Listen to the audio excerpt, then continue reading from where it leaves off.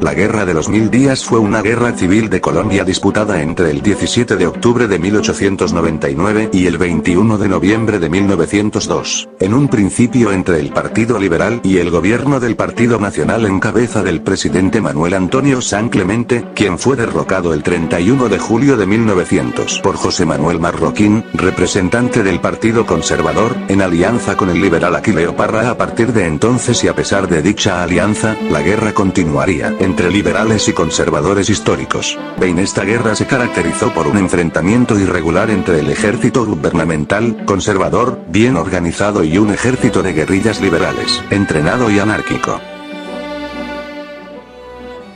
Con la época de la regeneración y la aplicación de la Constitución de 1886, el régimen centralista no hizo sino agravar los problemas políticos de los cuales algunos departamentos no tardaron en sentir su malestar frente al gobierno central. En el campo económico, las decisiones políticas también provocaron su inestabilidad.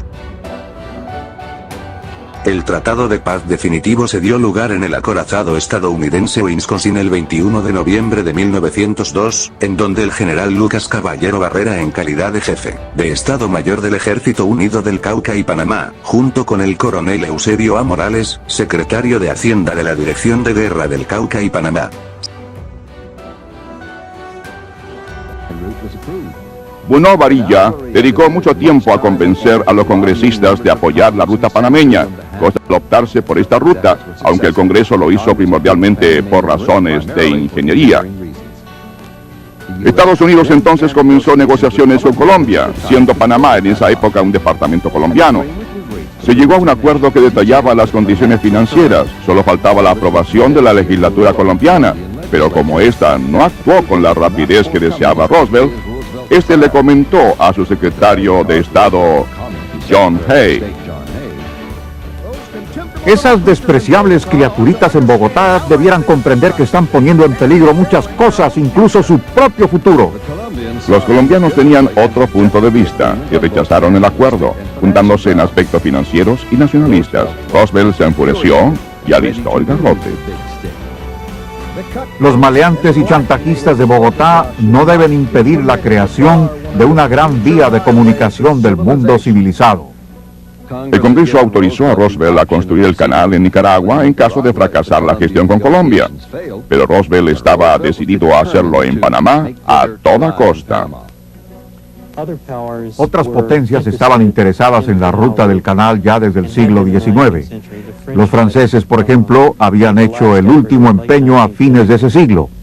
Y Theodore Roosevelt afrontó la situación de tener que negociar con Colombia, cuyo gobierno era, claro está, el que controlaba la región panameña.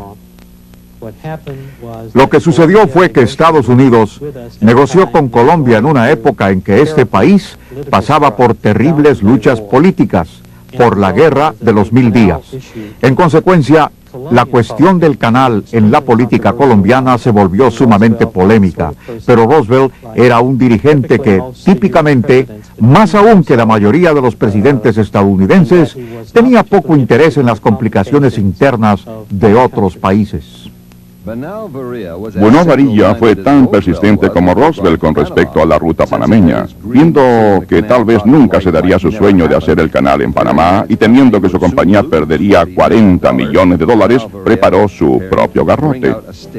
Un pequeño grupo de nacionalistas panameños había venido gestando una revolución para separarse de Colombia, y Bruno Varilla aprovechó la circunstancia. Con la ayuda de contactos norteamericanos, colaboró en la organización de un pequeño ejército de 500 soldados colombianos que puso a sueldo. Sobornó además al Departamento Panameño de Bomberos para que se unieran a su causa. Algunos creían que Roosevelt sabía de los planes de Bruno Varilla y que tal vez hasta lo alentó, pero el presidente lo desmintió. No obstante, reconoció sus sentimientos al respecto en una carta personal. Puedo decirle a usted en privado que me encantaría que Panamá fuera un estado independiente, o que lo fuera en estos momentos, pero decirlo en público sería instigar a la revuelta, motivo por el cual no puedo decirlo. El plan de Bonifacio se puso en práctica el 3 de noviembre de 1903 al iniciarse la revolución en Panamá. Roosevelt envió rápidamente fuerzas navales para impedir que Colombia sofocara la revolución. Y en 2 días, con la muerte de un solo hombre, los panameños proclamaron su independencia. Roosevelt no perdió un momento en reconocer la independencia de Panamá. Sus medidas fueron criticadas por la prensa norteamericana e internacional, por los congresistas y por muchos otros.